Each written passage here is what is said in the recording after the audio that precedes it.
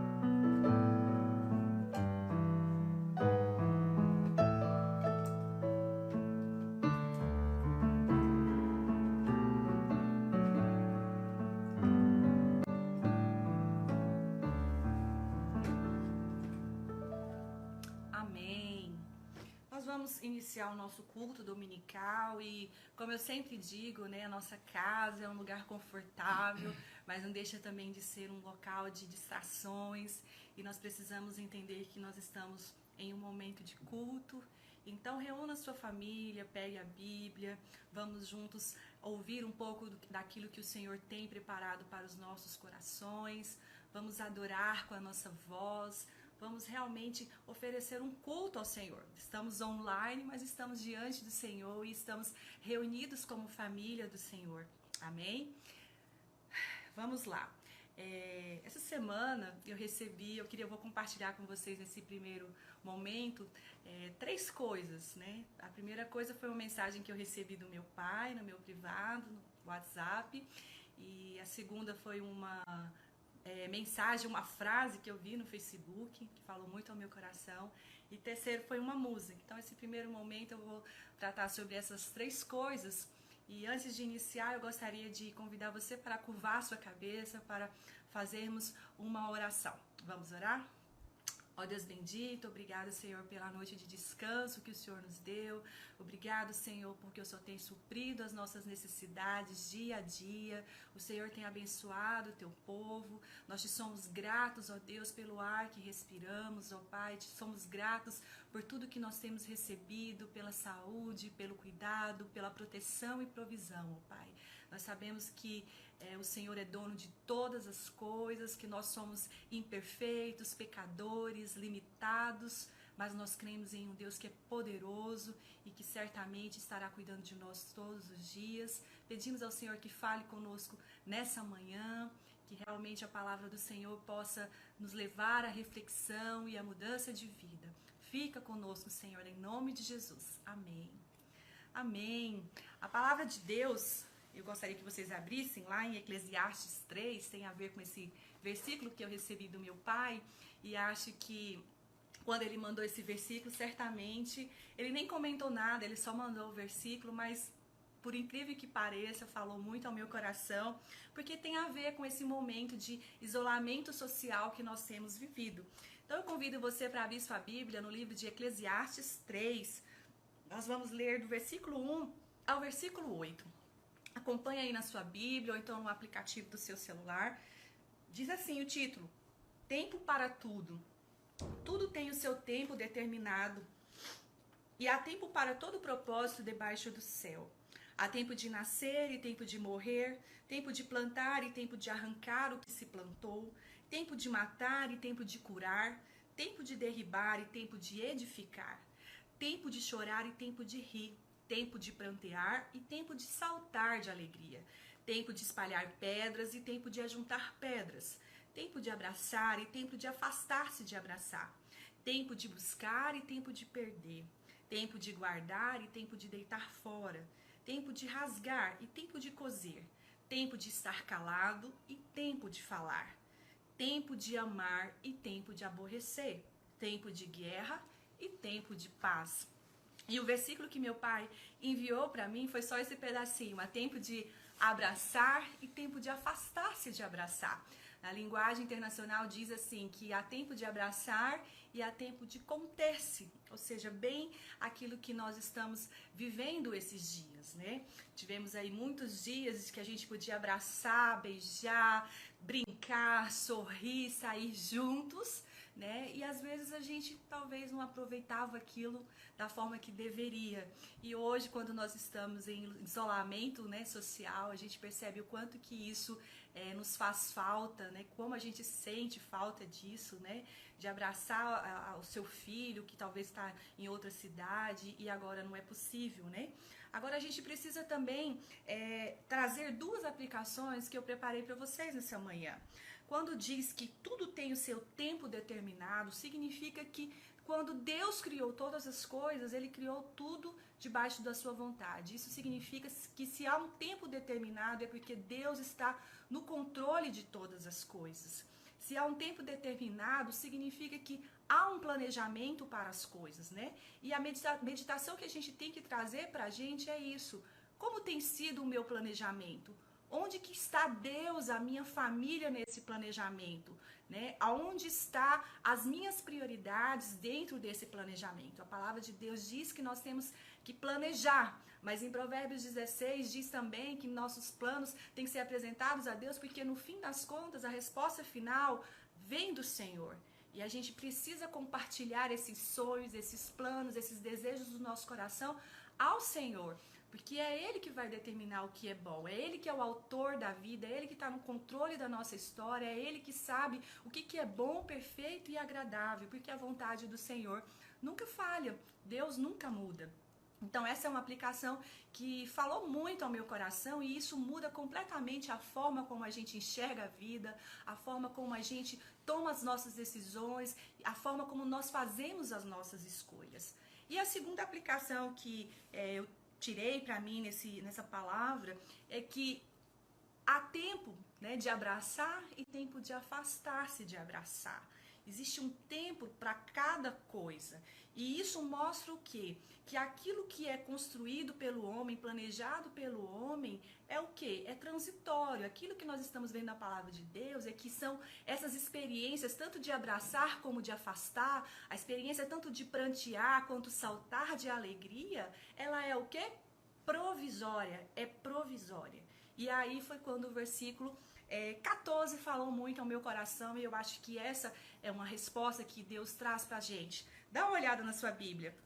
Diz assim: sei que tudo quanto Deus faz durará eternamente. Nada se pode acrescentar e nada lhe tirar. E isso faz Deus para que os homens temam diante dele. Então, o que a gente está percebendo? Olha que palavra reconfortante, maravilhosa, de esperança que Deus traz pra gente. Aquelas experiências que o Salomão está trazendo aqui são experiências provisórias. Aquilo que nós temos vivido hoje é uma experiência provisória, mas aquilo que Deus faz é permanente. E aqui Salomão está dizendo que, na verdade, não importa o que você vai ter ou o que você vai perder. O que importa na vida é o quê? Que diz no final? Importa que os homens temam diante de Deus. E se você ler todo o livro de Eclesiastes e no final você vê todas as experiências daquilo que o homem mais sábio desse mundo viveu, você vai ver ele dizendo a mesma coisa, que não importa as experiências que você teve, se foram positivas ou negativas. A suma de tudo é temer ao nosso Deus. Então eu espero que essa palavra fale muito ao seu coração, assim como ela falou ao meu coração essa semana.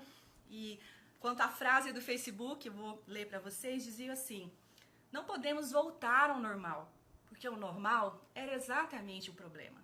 Precisamos voltar melhores, precisamos voltar menos egoístas, mais solidários, mais humanos, entendendo que de fato é prioridade nessa vida, né? Quantos planos e sonhos foram adiados, né, com essa crise que nós estamos vivendo. Mas aquilo que Deus faz é realmente permanente. Então vamos aproveitar o momento de isolamento social para rever esses planos, para nos achegar mais a Deus, para realmente entender o que é prioridade nas nossas vidas. Amém, irmãos? Vamos então compartilhar a terceira coisa que marcou muito, né, a minha vida essa semana, que foi uma música, como eu disse no começo. E eu gostaria que você aí no seu celular procurasse a música que diz assim, ó, o título dela, você bota lá no Google, Vida, tracinho, Raquel Novaes. Raquel escreve Rachel, coloca Rachel com CH que vocês vão conseguir encontrar, porque online também a gente aprende músicas novas, nós vamos ensinar essa música para você agora, nós vamos adorar o nosso Deus com essa música nova, e eu tenho certeza que nós iremos cantá-la juntos, reunidos no templo, e nós vamos nos alegrar cantando essa música e vamos lembrar desses momentos que nós vivemos. Vamos adorar ao nosso Deus?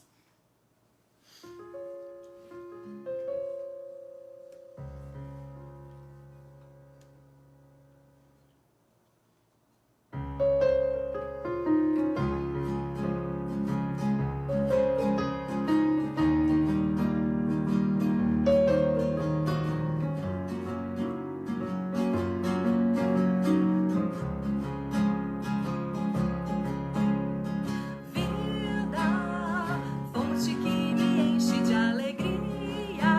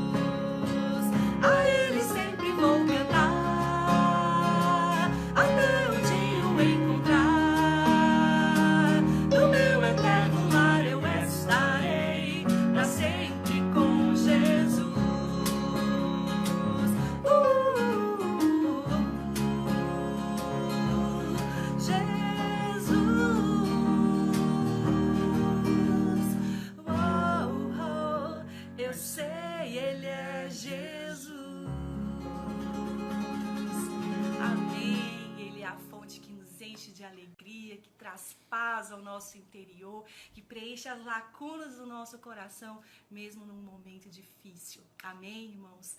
E a gente tem que voltar melhor, não é isso mesmo? Então, para voltar melhor, nós não conseguimos com as nossas próprias forças. Então, nós vamos fazer desse próximo cântico uma oração, pedindo ao Senhor que renove o nosso coração, que nos prepare cada dia mais para estar mais solidários com o próximo, a amarmos mais o nosso próximo. Essa música é bem conhecida, então eu quero que você louve ao Senhor também e faça dela uma oração, peça ao Senhor que renove o seu coração.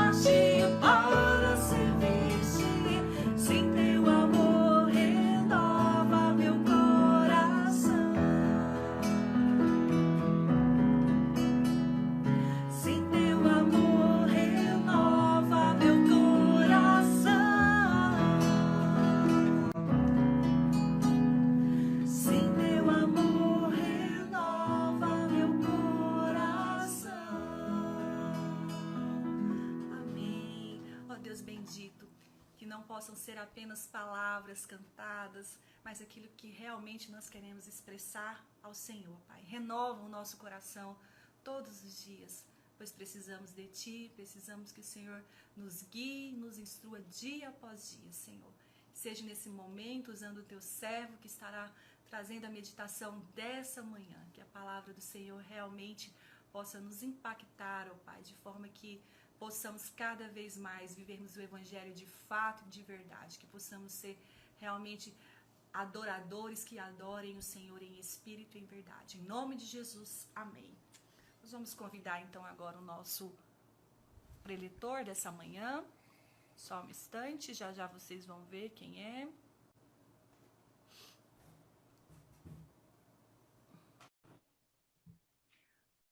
Bom dia a todos que estão aí nos acompanhando. Não deixe de seguir nossa programação da Presbiteriana Graça. E a meditação dessa manhã estará com a condução do pastor reverendo Nilbey Ayer. Bom dia, pastor, tudo bem? Bom dia, tudo bem? Graças a Deus por tudo. Graças a Deus por tudo.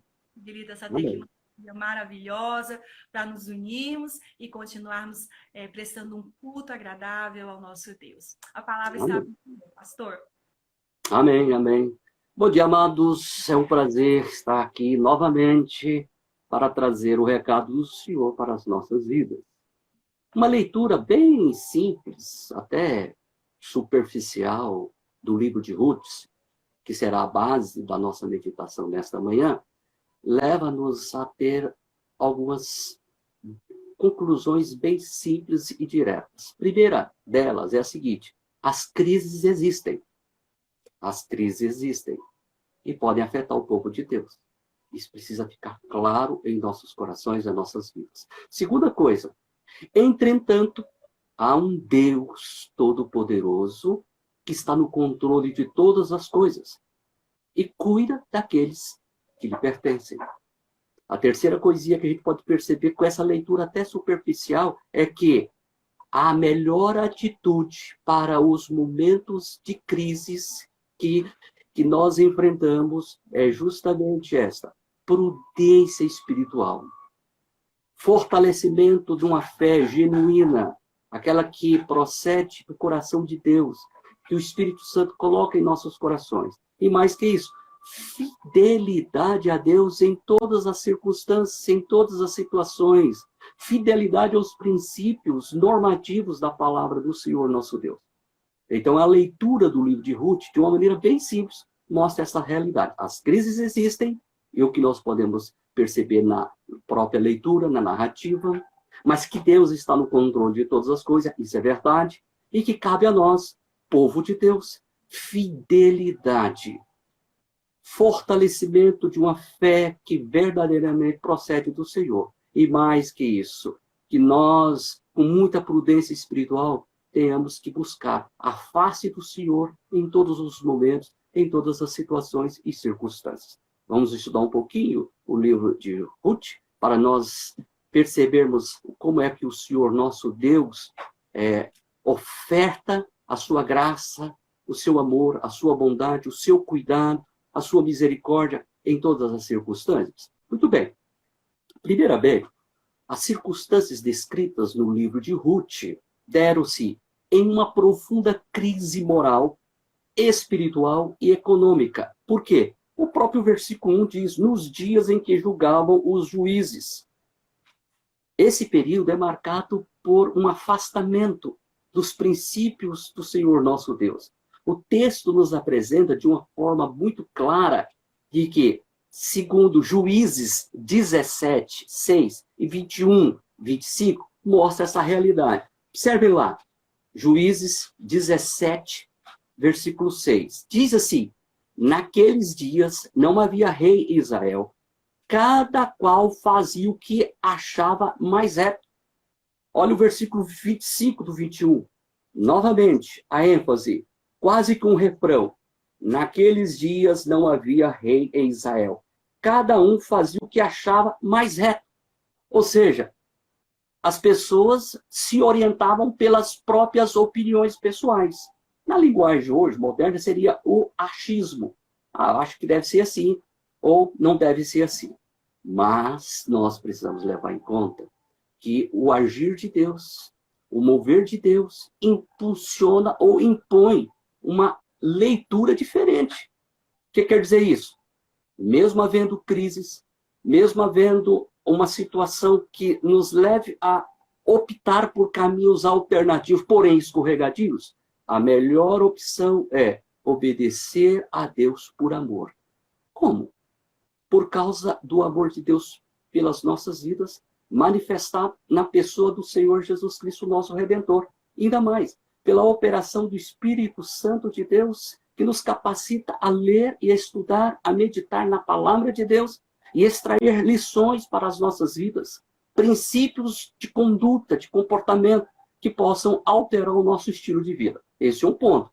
Outro aspecto que a gente pode ver na leitura do livro de Ruth, nesse contexto, nessas circunstâncias, é que o livro faz a descrição da vida rústica, a vida do campo, de pessoas e famílias que, na contramão da sociedade, fizeram opção pela fidelidade a Deus, pela integridade moral e pela consagração de vida ao Senhor, que é digno de toda a honra e de toda a glória. Esse é o ponto principal que nós encontramos aqui no livro de Ruth, que serve de base para nós entendermos o que o Senhor deseja para as nossas vidas.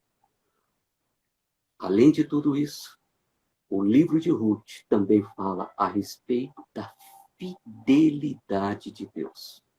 De um Deus que é zeloso, um Deus que é leal e que, de fato, cumpre as suas promessas, atento à aliança que estabeleceu com o seu povo. Então, Deus, de uma forma muito especial, o Deus que cuida de cada detalhe e de forma providencial permite que o povo dele seja protegido, seja amparado, obtenha sabedoria, prudência espiritual, possa amadurecer na fé e, mais que isso, possam, pelo estilo de vida, revelar a fidelidade para com aquele que é fiel. Essa é a nossa alegria. O Deus fiel, leal, misericordioso, amoroso, está atento aos mínimos detalhes da nossa existência. Deus cuida das suas ovelhas. O bom pastor afirma, Jesus Cristo nos afirmou, que ele cuida das suas ovelhas. E somos ovelhas do seu pasto. O que o texto nos apresenta, logo no primeiro capítulo, é que Noemi e sua família, por causa de uma grave crise econômica, eles tiveram, Noemi, o esposo e os filhos tiveram que mudar para as terras de Moabe. Lá, ela, Noemi, perde o esposo e os filhos, ficando ela só, idosa e viúva, desamparada, com 2 noras viúvas. Essa é a situação que nós encontramos. Entretanto, nós podemos ver no versículo 5, essa narrativa dizendo, morreram também ambos os filhos dela, Malom e Quilom, ficando assim a mulher desamparada de seus 2 filhos e de seu marido. A mulher, uma viúva, nesse contexto de Israel primitivo, sem a proteção da família, o que esperava era solidão, tristeza e muito sofrimento. Noemi está nessa situação de desamparo, de desconforto, ou seja, a crise a alcançou. Já por um bom tempo, são aproximadamente 10 anos que ela está na região, no território de Moabe. Mas o versículo 6 nos afirma da seguinte forma, do capítulo 1. Então se dispôs ela com as suas noras e voltou da terra de Moabe, porquanto nesta ouviu que o Senhor se lembrara do seu povo, dando-lhe pão. Observem o cuidado de Deus. Deus, na sua graça e na sua misericórdia, lembra do seu povo, que enfrentava uma crise terrível.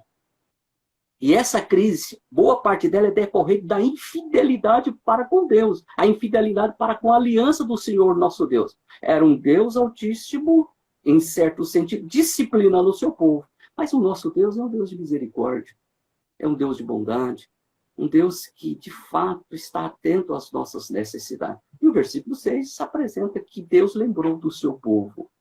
Ela decide voltar. E no meio do caminho, ela tenta persuadir as suas noras para voltar à sua família e reconstruir a vida pessoal delas, conseguir um lar para elas. Uma delas retorna. Isso nós podemos ver. Olha o versículo 8 e o versículo 12. Disse-lhes Noemi: ide, voltai cada um à casa de sua mãe, e o Senhor use convosco de benevolência, como vós usaste com os que morreram e comigo. Versículo 12. Tornai, filhas minhas, ide-vos embora, porque sou velha demais para ter marido. Ainda quando eu dissesse, tenha a esperança, ou ainda que nesta noite tivesse marido e houvesse filhos. Ela mostra que a realidade dela, idosa, não poderam mais gerar filhos. E aí a situação das meninas, vou chamar aqui meninas, Ruth e a outra nora dela, estaria numa situação complicada. Por quê? Noemi velha e duas estrangeiras com ela ao retornar para Belém. O texto também nos informa que Ruth tomou uma decisão pessoal. Ela optou em continuar sendo filha, ao invés de reconstruir o seu lar. Olha que decisão. Ela vai buscar amparo no Senhor. Ela decide cuidar de alguém que estava numa situação, numa condição de vulnerabilidade, Noemi. Então o texto mostra que, embora os agentes estão agindo, tendo a opção de tomar decisões, nós precisamos levar em conta que Deus, por trás de cada decisão, está no controle de todas as coisas. Por quê? Porque detalhes insignificantes aos nossos olhos, são menos importantes, talvez seja a maneira pela qual Deus, de uma forma muito especial, está direcionando o seu povo. É preciso, então, ter esse discernimento espiritual para perceber o mover de Deus, o agir de Deus, o atuar do Altíssimo, usando circunstâncias que aos nossos olhos parecem tão insignificantes. Uma mulher idosa, viúva, precisando urgentemente da intervenção do Deus soberano, mas do Deus gracioso. No decorrer do texto, nós podemos ver que Deus está operando. Observe lá que Deus, de uma forma especial, está intervindo para mudar o enredo da história de Noemi. E mais que isso, preparar a nação de Israel para a vinda do Messias. Como é que pode ser isso? Só Deus, na sua graça e misericórdia, para fazer uso de pessoas insignificantes, pessoas simples e muitas vezes rebeldes. Usar uma nação que, por natureza, murmurava a todo instante. Mas mesmo assim, o Deus de Abraão, de Isaac e de Jacó tinha um plano, um propósito a executar. E Deus está fazendo uso de toda essa realidade. Observe, a partir do capítulo 2, diz o versículo 3. O versículo 3. Ela se foi e chegou ao campo e apanhava após os segadores. Por casualidade, entrou na parte que pertencia a Boaz, o qual era da família de Emeleque. Aos nossos olhos parece tão insignificante isso. Mas Boaz é um tipo de Cristo. Ele é um resgatador. Ele era, nesse momento, o instrumento do Senhor nosso Deus para reverter a situação na vida de Noemi e Ruth. Deus estava usando os seus instrumentos. Mas, além disso, Deus estava preparando o cenário para abençoar a nação de Israel. E, por sua vez, abençoar o seu povo espalhado pelo mundo afora. Deus, de uma forma muito especial, cuida do seu povo. Olha o versículo 2 do capítulo 2. Ruth, a moabita, disse a Noemi: deixa-me ir ao campo e apanharei espigas atrás daqueles que me favorecer. Ela lhe disse: vai, minha filha. Esta é a realidade. Por que essa maneira cuidadosa de Ruth, essa proatividade, faz com que todo o cenário comece a ser alterado? Primeiramente, você pode perceber aqui que ela está fazendo uso daquilo que a palavra de Deus orientava. Primeiramente, veja lá, se você puder abrir Levíticos 19:9 e versículo 7, e o capítulo 23, 22, e bem como Deuteronômio 24, 29, diz o seguinte, a orientação de Deus ao povo dele. Quando também cegares a messe da sua terra, o canto do teu campo não cegarás totalmente, nem as espigas caídas colherás da tua messe, deixá-los ao pobre e ao estrangeiro. Para o estrangeiro, o órfão e para a viúva será, para que o Senhor teu Deus te abençoe em toda a obra de tuas mãos. Essa é a orientação bíblica. Com base nessa orientação bíblica, Ruth vai colher aquilo que estava sobrando, entre aspas, aquilo que estava ficando para trás, para ter um sustento pessoal. Então, o versículo 3 mostra que esta realidade, essa atitude, ela vai fazer isso, vai colher aquilo que estava caído, cumprindo aquilo que as Escrituras apresentavam para os donos de fazenda, para os produtores rurais, para que deixasse sustento para o estrangeiro, para o pobre, para a viúva. Ruth é uma viúva. Noemi é uma viúva. Pobres, carentes, frágeis. E ela vai. O versículo 3 diz, como nós já afirmamos, casualmente, parece uma brincadeira, mas aos olhos de Deus não existe casualidade. Não existe isso. Existe um Deus providente, cuidando de detalhes insignificantes da nossa vida. Amados, mesmo em crises, as crises podem nos afetar. Mas lembrem-se, Deus está no controle de todas as coisas. E Ele vai usar coisas banais, situações significantes para nos abençoar, para suprir as nossas necessidades, para nos proteger, para nos amparar, para dar direção à nossa vida, fortalecer a nossa fé, a nossa confiança naquele que é o Todo-Poderoso, em que a nossa alma se refugia. Debaixo de suas asas estamos seguros. Ruth está trabalhando. E podemos assim, o dia inteiro. E ela vai justamente colher, fazer a colheita de uma pessoa pobre, carente, na terra daquele que Deus havia providenciado, por pertencer à família de Noemi, no caso de Emeleque, o marido de Noemi, sendo o resgatador. Resgatador, ou seja, aquele que tinha as obrigações espirituais, sociais, jurídicas, de comprar a propriedade e devolvê-la à família. Nós temos outra lei aqui, outro princípio que estará norteando todo o contexto. Mas o que nós podemos perceber em tudo isso? Surge no cenário uma pessoa ilustre, comum, da fazenda, mas alguém que, segundo as Escrituras, era um homem temente a Deus, de princípios espirituais e morais elevadíssimos, na contramão da sociedade, que, segundo os juízes, cada um fazia o que queria. Eles, diferente, família, lá do campo, faziam aquilo que era agradável aos olhos de Deus. Aqueles que estavam atentos àquilo que a palavra de Deus orientava. Os exemplos é o que nós acabamos de falar aqui. Ou seja, eles estavam na colheita, ao colher o produto, deixando, como as Escrituras afirmavam ou determinavam, para aqueles que necessitavam. Então, Boaz é apresentado, nesse caso, como tipo de Cristo.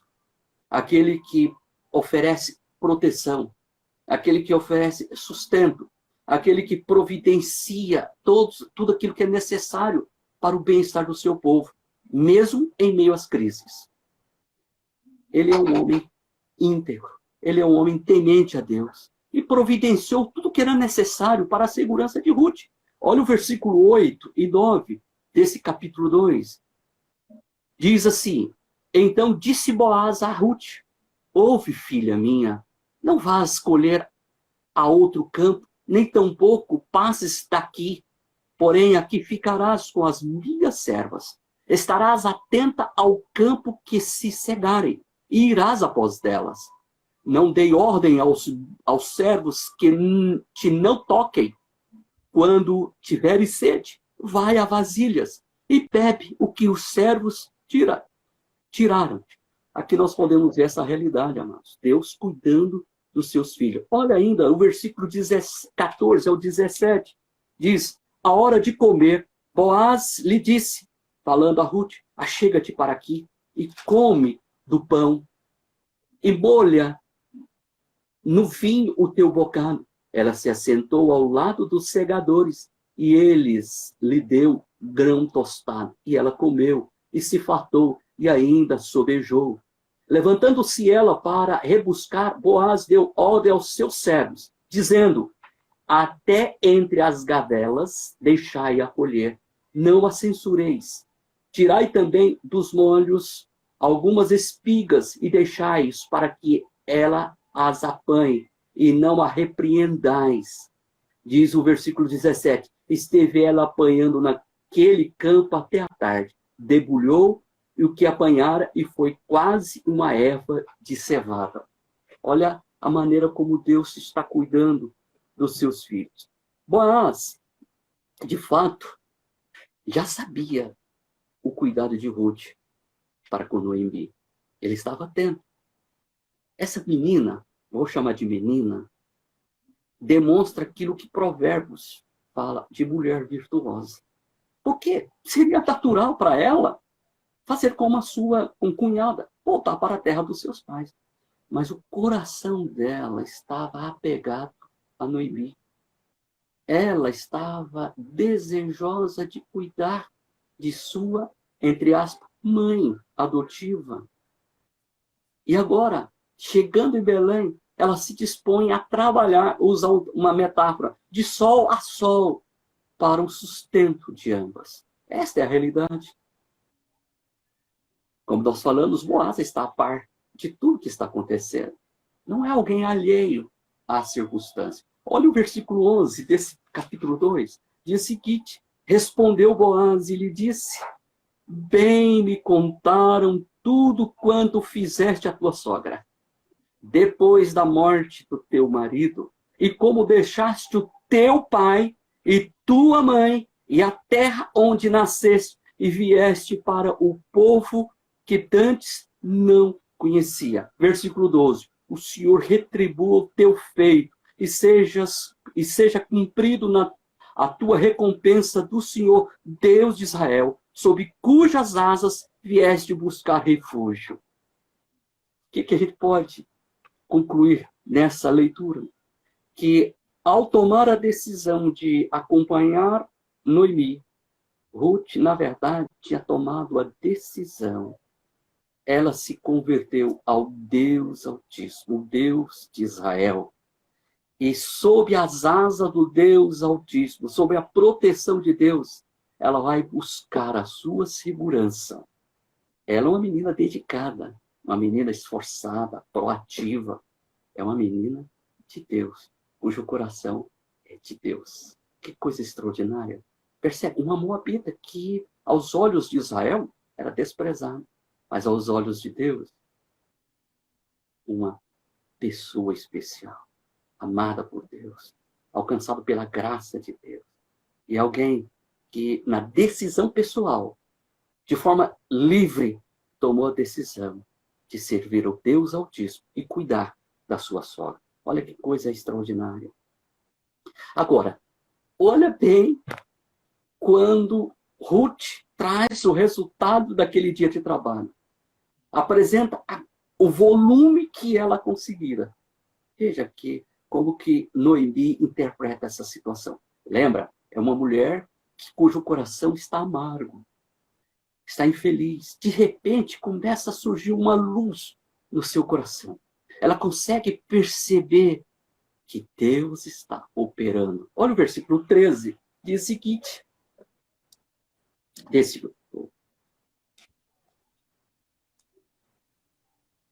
Versículo 13. Espera-los-eis até que viesse ser grandes. Abstar-se-vos-eis de tomar marido?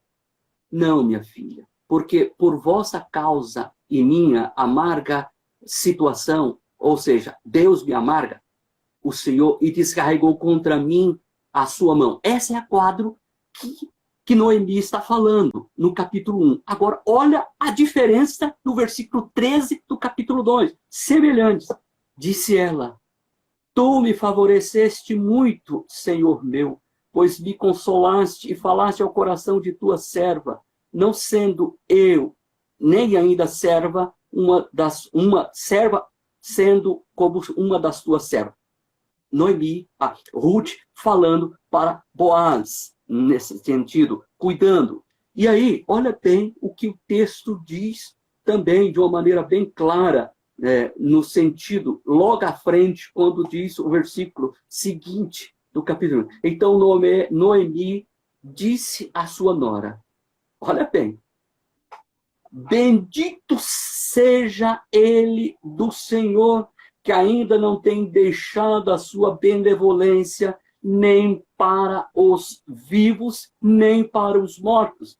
Disse-lhe mais Noemi, esse homem é o nosso parente chegado, é um dentre os nossos resgatadores. Lembra do versículo 13 do capítulo 1? Você tem Noemi descrevendo a sua condição de alma, de amargura, de decepção, ao ponto de falar, olha, Deus de fato me puniu. No versículo 13 do capítulo 2, você tem Ruth, uma moabita, dizendo, olha, Deus é benevolente, Deus está cuidando.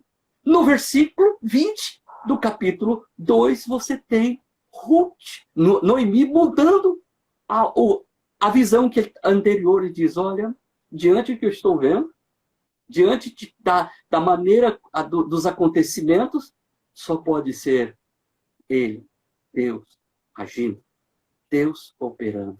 Que coisa maravilhosa nós podemos perceber a ação de Deus. Noemi reconhece que Deus estava em seu favor. Versículo 19. Então lhe disse a sogra, onde colheste hoje? Onde trabalhaste? Bendito seja aquele que te acolheu favoravelmente. E Ruth contou à sua sogra onde havia trabalhado e disse, o nome do Senhor em cujo campo trabalhei é Boaz, resgatador. Ou seja, não é por acaso. Não é por acaso. Deus trabalhando na circunstância. Lembra do versículo 3? Casualmente. Versículo 11. Boaz sabia do cuidado de Ruth para mim. E agora esse homem, de uma forma muito clara, se apresenta no drama como o resgatador. O capítulo 3 nos apresenta as evidências de que Boaz era o parente próximo, o resgatador. Noemi orienta Ruth sobre a maneira como deveria agir. Olha o versículo 1. Capítulo 3, versículo 1. Disse-lhe Noemi, sua sogra, minha filha, não hei de eu buscar-te um lar para que sejas feliz? Versículo 4. Quando ele repousar, notarás o lugar em que se deita, então chegarás e lhes descobrirás o pés e deitarás, e ele te dirá o que deve fazer. O que esse texto está dizendo? Olha bem, a gente precisa compreender claramente de que Noemi está orientando Ruth naquilo que as escrituras estavam sendo apresentadas para ele, ou seja, a figura do resgatador. Aqui tem um costume que nós não conseguimos perceber aos nossos olhos atuais, no sentido de que ela, à noite, de maneira reservada, observa depois do momento de festa de colheita, onde Boaz se deita, e ela vai e descobre os pés de Boaz da capa, e que, nesse caso, se esfriaria e ele acordaria. Ele acordaria. Então, o que nós podemos ver aqui é que Ruth, segundo a orientação de Noemi, estava apresentando a Boaz como resgatador o desejo de que ele fosse o seu marido. O texto também nos apresenta aqui a figura moral, espiritual de Boaz. E isso chama a atenção. Por quê? Porque ele não é um oportunista. Olha o versículo 14. O que diz o versículo? Ficou, pois, deitada aos seus pés até pela manhã e levantou-se antes que pudesse conhecer um ao outro, porque ele disse, não se saiba que vem mulher à eira. Olha a preocupação de Boaz, o cuidado, ou seja, a idoneidade moral. O texto diz claramente que não houve nada ilícito, nem moralmente aqui, que pudesse abalar a reputação tanto de Boaz como de Ruth. Aliás, Boaz está preocupado justamente com a reputação de Ruth, no sentido de cuidá-la, de proteger.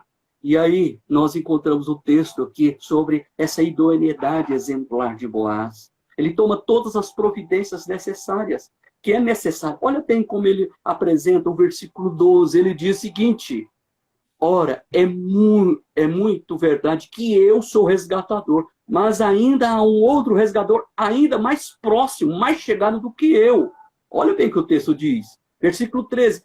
Fica-te aqui esta noite, e será que pela manhã e ele te quiser resgatar, bem está, que te resgate. Porém, se não lhe apraz, resgatar-te-ei eu, e o farei. Tão certo como vive o Senhor, deita-te aqui até amanhã. Essa é a situação. Boaz está a par da situação jurídica do resgatador. Mas ele não está na linha de frente. Existe um mais próximo com ele. E ele precisaria resolver essa questão jurídica. Ele deseja receber Ruth como esposa. Então, ele até elogia Ruth no sentido, olha, você, de fato, é uma mulher extremamente virtuosa, porque você teria a opção de escolher muitos outros possíveis candidatos ao casamento. Mas você escolhe a mim, já uma pessoa não tão novo. É isso que ele diz. O texto é só ler e você percebe. Diz, louvado seja o nome do Senhor nosso Deus, que o Deus Altíssimo cuida da sua vida. Porém, eu vou cuidar de você agora. Fica tranquila. Eu vou resolver essa situação. Olha o versículo 18. Então lhe disse Noemi, espera, minha filha, espera até que saibas que se darão todas essas coisas, porque aquele homem não descansará enquanto não se houver este caso resolvido ainda hoje. Essa é a situação do versículo 18. Então podemos perceber a maneira como o Senhor cuida do seu povo. Logo em seguida, do capítulo 4, você tem as decisões são tomadas. Observe aí. Boaz subiu à porta da cidade, onde todas as situações jurídicas eram determinadas, onde as assembleias ocorriam e os negócios eram realizados. Então, nós podemos perceber o que o texto diz. Olha bem o que o texto nos diz. A porta da cidade, Boaz reúne algumas pessoas para poder testemunhar o que ele está falando. E ele diz ao resgatador, versículo 3, disse ao resgatador, aquela parte da terra que foi de Emeleque, nosso irmão Noemi, que tornou a terra dos Moabitas e tem a venda. Resolvi, pois, informar-te disso e dizer-te, compra na presença destes que estão sentados aqui e de meu povo. Se queres resgatá-la, resgata. Se não, declara-mo, para que eu saiba, pois outro não há, senão tu que o resgate, e depois de ti, respondeu ele, eu resgatarei. Então a decisão do mais próximo era resgatar ou redimir a terra que pertencia a Noemi ou a Emeleque. Bem, essa é a situação. Surge agora uma outra figura. Como podemos assim dizer, além de ser resgatador, era necessário obedecer à lei do levirato. A lei do levirato. O que é essa lei do levirato? Capítulo Deuteronômio 25, 5 e 6. Se irmãos morarem juntos e um deles morrer sem filhos, então a mulher do que morreu não se casará com outro estranho, fora da família. Seu cunhado receberá por mulher e exercerá para com ela a obrigação de cunhado. Bem, o que nós encontramos aqui, ou seja, além de ser resgatador, tinha que cumprir a lei do levirato. Bem, isso é informado para o parente próximo. Disse, porém, Boaz, no dia em que tomares a terra da mão de Noemi, também a tomará da mão de Ruth, a moabita, já viúva, para que suscitar o nome do esposo falecido sobre a herança dele. Essa é a situação.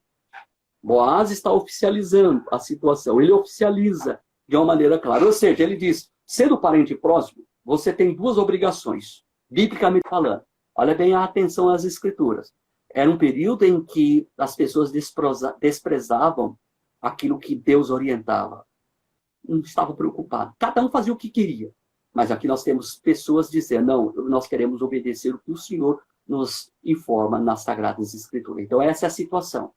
Então, ele diz, olha, resgatador eu quero ser, mas cumprir a lei do liverato, não.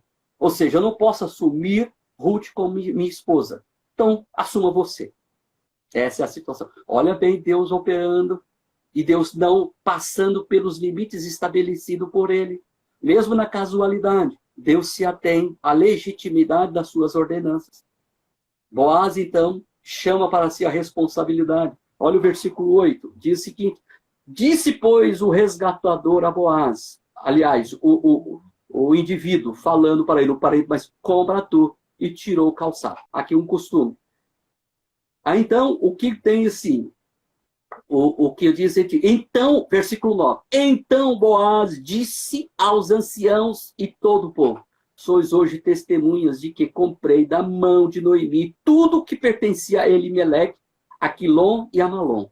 E também tomo por mulher a Ruth, a Moabita, que foi esposa de Malom, para suscitar o nome deste sobre a sua herança, para que este nome não seja exterminado, apagado dentre os seus irmãos, e da porta da sua cidade. Disto sois hoje testemunha.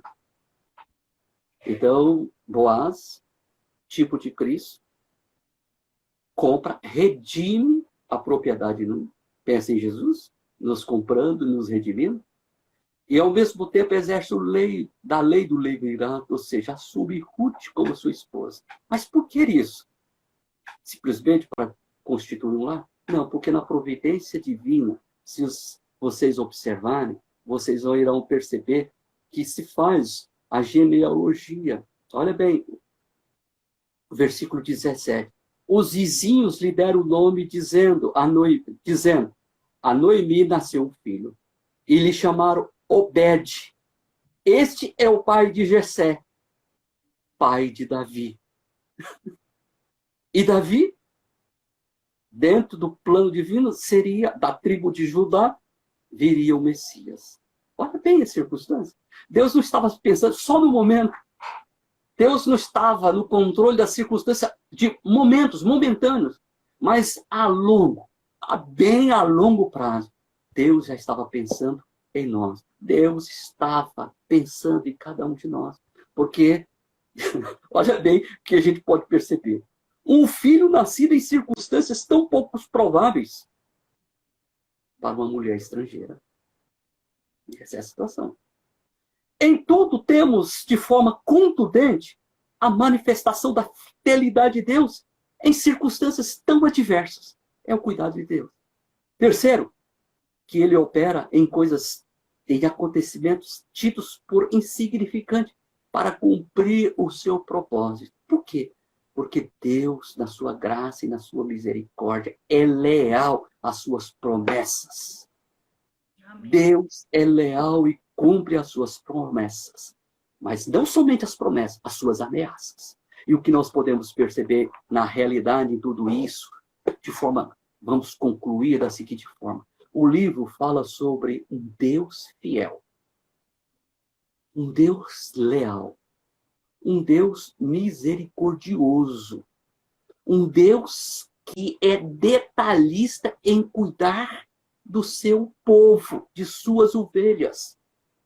O livro fala a respeito de pessoas que fizeram o que era correto perante os olhos do Senhor. Não correto perante os seus próprios olhos. O Senhor faz isso. E nós? Como devemos nos comportar?